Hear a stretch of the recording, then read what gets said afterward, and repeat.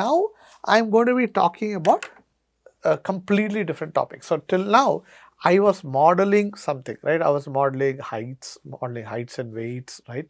And sometimes I said to model these heights and weights, if they have multiple, the many modes or many peaks and all, I might have to use a mixture of Gaussians. And I also talked about, if you are talking about only data and clustering the data in the space, you can talk about vector quantization, the k-means, the Lindo-Buzugray algorithm, and so on and so on. So that is one aspect. Now another important mathematical aspect is something that I'm going to start today, and sort of give the flavor, and then we will talk about the more details in the following class. Okay, and this is the idea of sequence. Okay, so in many real world applications, the order in which events occur become very important, right? So for example, if I'm predicting the weather, right, it is going to be sunny, cloudy, rainy, sunny, cloudy, right? So there is some pattern, right? So if you ask what happened last Tuesday, so and then what happened on Wednesday, then what happened Thursday, you see you're looking at some ordering, right? After Tuesday, what happened on Wednesday? After Wednesday, what happened on Thursday, right?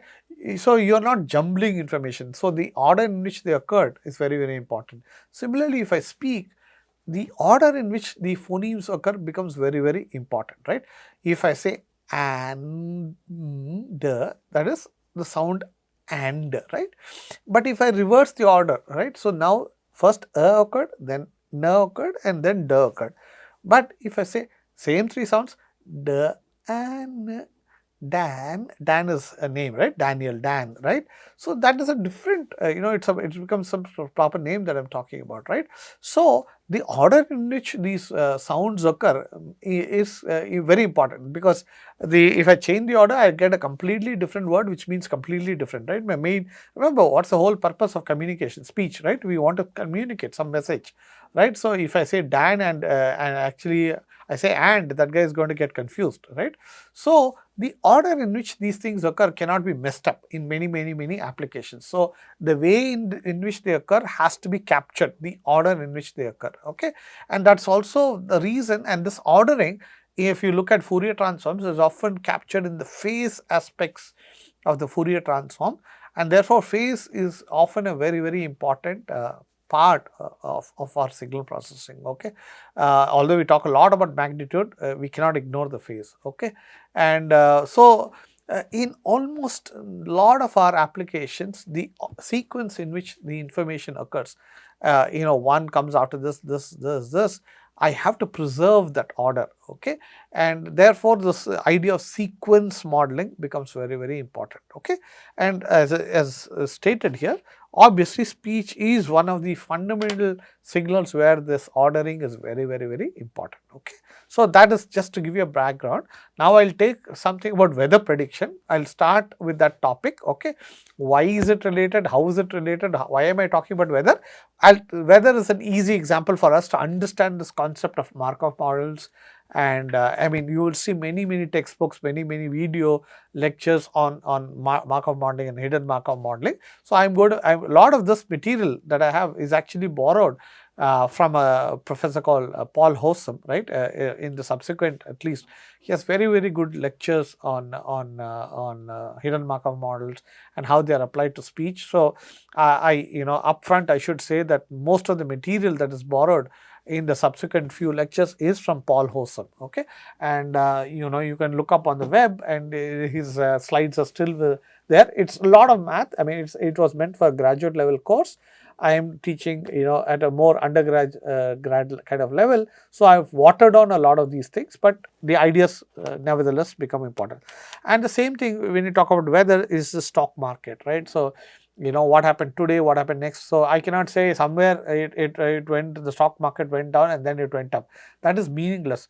On this day it went up and then it came down. Then I can see, I want to see some patterns, right? So that tomorrow I can predict whether it will go up or down, and therefore from that I can make some money, right? So so many of you are going to be in stock investment banking and so on. So these are all very important ideas, okay? So similarly for written text also, right? I mean, the order in which the words occur is very important, right? So let me take the weather example. right, and introduces idea of Markov chains and so on. Okay, let us say we live in a world where there are only 3 weather conditions that is possible. Either on any particular day it will be sunny, or it will be cloudy, or it will be rainy. Only these 3 conditions will be there on each particular day. One day means only one weather condition. It will be sunny, or it will be rainy, or it will be cloudy. Okay, so that is the basic idea that we are interested in. And then this term state, is something we will introduce. So the weather is basically the state. So it can be either in the sunny state. So today can be either sunny, that means it's the state of being sunny, or tomorrow it's going to be rainy, means tomorrow it will be in the state of rainy, or it will be in the state of cloudy. Okay, so any particular day it can be in one of these 3 states only: sunny, cloudy, or rainy. And normally we use some circles to represent these states. Okay, so and now the question comes that can I predict? How do I predict weather? Okay, so I can predict. So that is a very important problem, right? So you want to know tomorrow what is going to be the weather, right? Because then you want to know whether you want to carry an umbrella or you want to wear a hat because it's going to be only sunny and very hot. So weather prediction is very difficult problem, by the way, right? So that's why we have really powerful supercomputers sitting in all these IMD, right? Indian Meteorological Department, right? So they all have these powerful models that that machines crunch and try to predict the weather, right? Give you the tomorrow's weather, or the 3-day forecast, or the 5-day forecast, and so on. So let us look at a very simple-minded approach of how we will predict weather. Okay, so I'll try to use very simple ideas. Okay, I'm not going to do anything fancy. Okay, but you'll slowly start seeing this concept of weather prediction and hidden Markov model and so on. Okay, so remember that it was either sunny, right, or or cloudy. I'm not very good at drawing, or rainy, right? So this is what the 3 weather conditions were, right? Now, if I want to predict tomorrow's weather, right? I see today is sunny, right? How do I know what will be the weather tomorrow? How do I predict it? I can guess, if I do a random guess, there's a 1/3 chance that I'll be correct, right? And 2/3, because there are only 3 possible conditions, either tomorrow will be sunny, rainy, or cloudy. So that is using no prior knowledge, right? So it's just a random guess. Oh, tomorrow, okay, there are only 3, let's say they're all equally likely, sunny. So 1/3 chance it will be sunny tomorrow, right? Or rainy, 1/3 chance, or cloudy, right? That is not okay. That is the best. That is one way of doing it. But you want to be more smarter, right? There's a 2/3 chance that you might be wrong, right? So you want to do one thing. You can say is, does today's weather influence tomorrow's weather, right? So you can ask this condition. So is it somehow, if I know today is sunny, is it possible that there's a high chance tomorrow also will be sunny, right? Or if I know the last 3 days were sunny, right?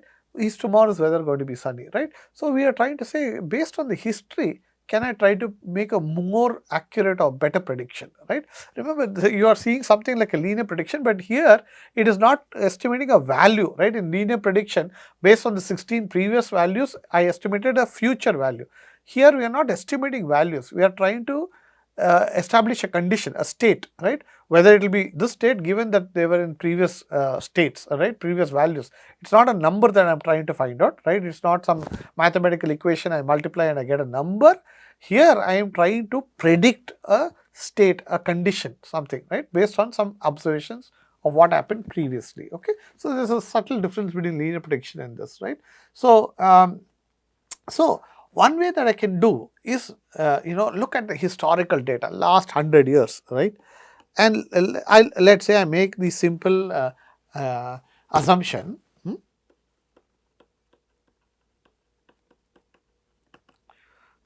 Tomorrow's weather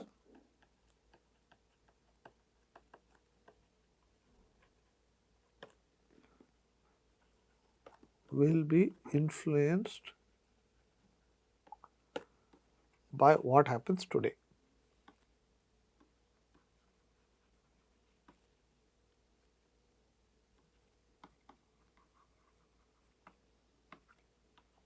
Okay, so this is called a first order Markovian assumption. Okay, so this is first order Markov. Okay.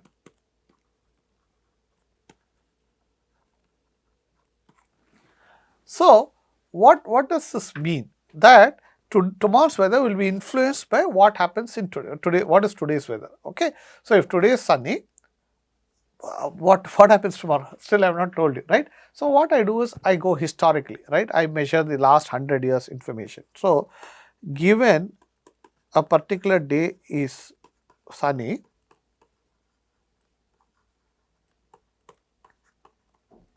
right?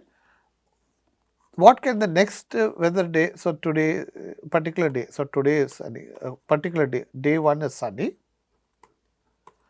Day 2 can be what? It can be one. Or we have always established that there are going to be only 3 conditions. It can be either sunny, or cloudy, or rainy, right? These are the only 3 conditions that can happen, right? So, now given that I have lots of measurements, right? So, what do I do? Given today is sunny, how often was the next day sunny, right? So, I am going to count sunny, how often it happened over the number of sunny days. So, I will count the number of 2 consecutive sunny days given by the total number of sunny days, and this is historical. So, let us say very easy, right. So, if I take this 10-day example, right, if I use 10 days data, 10-day data previous, this is history, okay, history, right.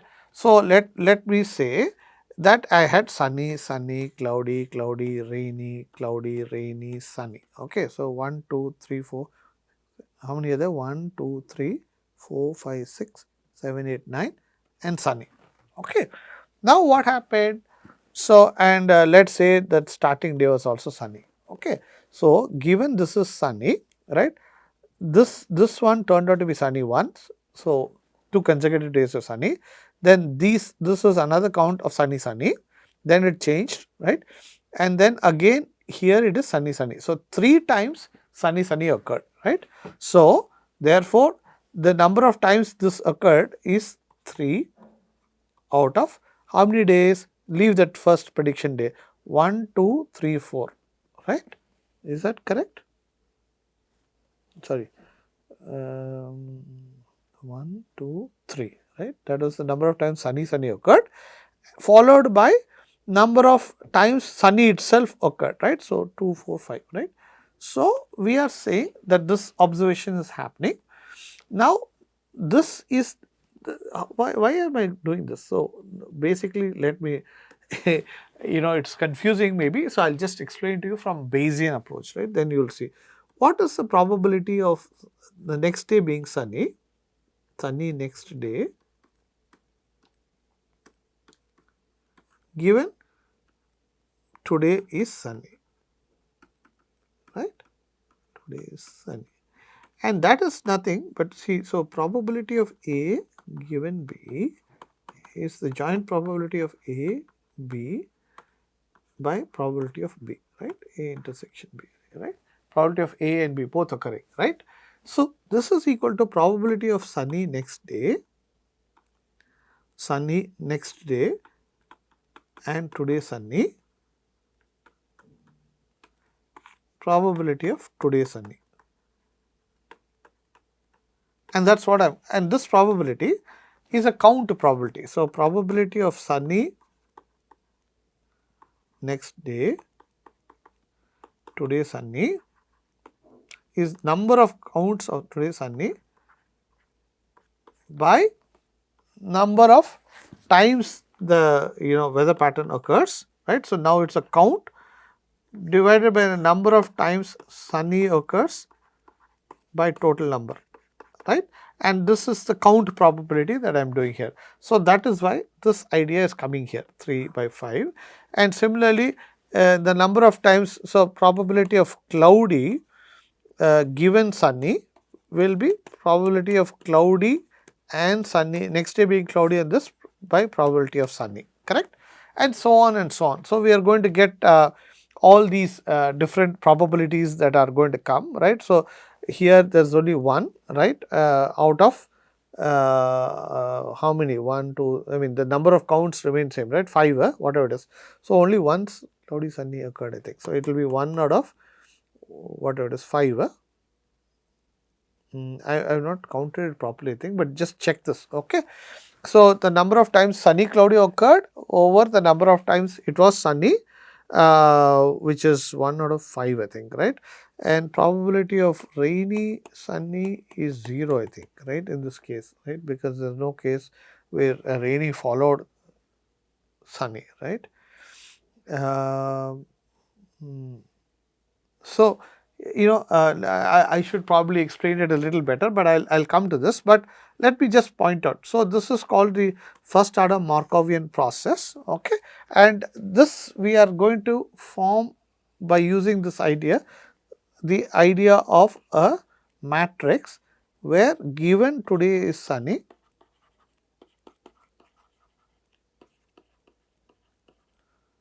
tomorrow,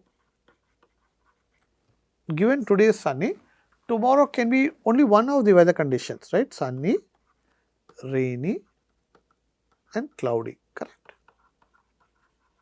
Similarly, given today is cloudy, tomorrow can be either sunny or rainy or cloudy.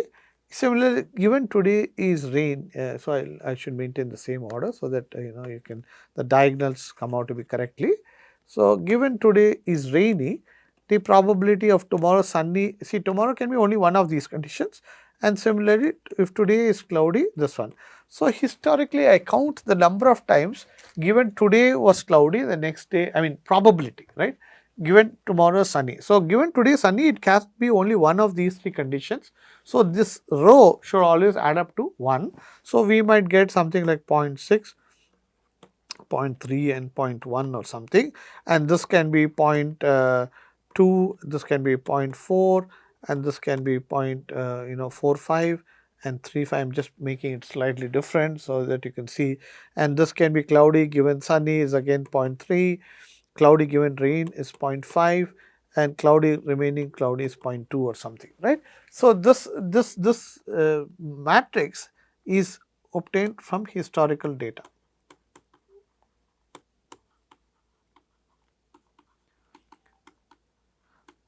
Or in today's modern terms, we say this is the, so we know the ground truth here.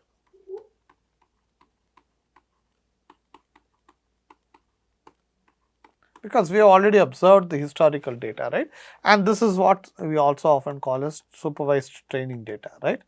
So, training data supervised, right. So, we know the actual answers to these problems, right, and so we can calculate this, okay.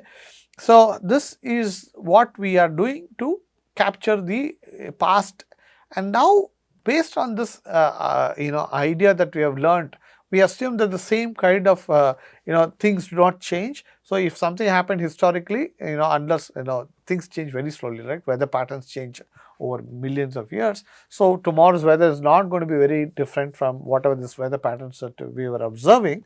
So, we say given this, now I can ask what is the 5-day for given today is sunny.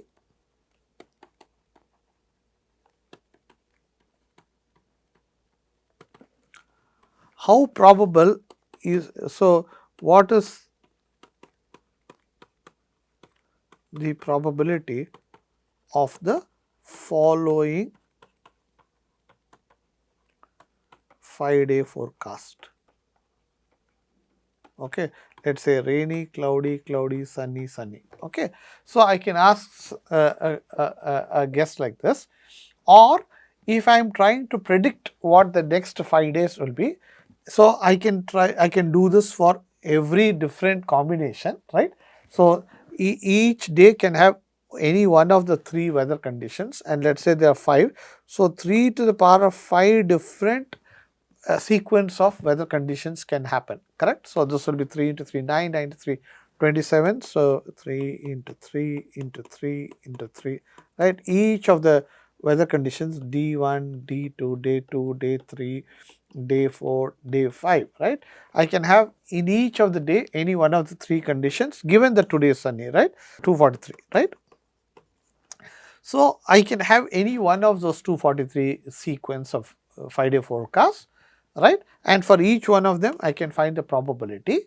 Now, I will find out how do I predict the best weather condition, I mean what will be my best prediction of the 5-day forecast, the one that is most likely, most highly probable, right. So, one that gives me the highest probability, right. So, if I am looking at this given sunny, so I have to find out what. So, given that I am starting with a sunny weather condition and then coming here, right. So, for this weather condition, I need probability of first rainy given sunny, then this guy is given, I am assuming that only the previous day is going to affect my next day. So, probability of cloudy given rainy into probability of cloudy given cloudy into probability of sunny given cloudy into probability of sunny given sunny, right. This is what I have to find out, and whichever gives me the maximum probability, that is what I will try to find out. Okay. And therefore, this, how do I get the probability of rainy given sunny? I will go, this is called a transition, I will come to, I will go to this table, right. Probability of rainy given sunny is 0.3 from the table, from table,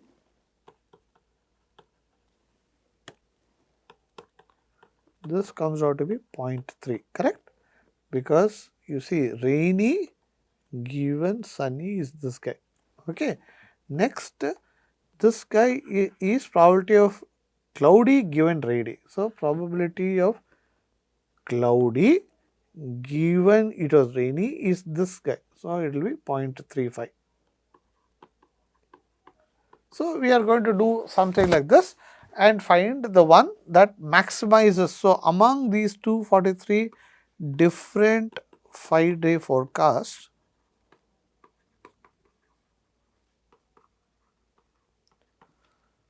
choose the one with the highest probability.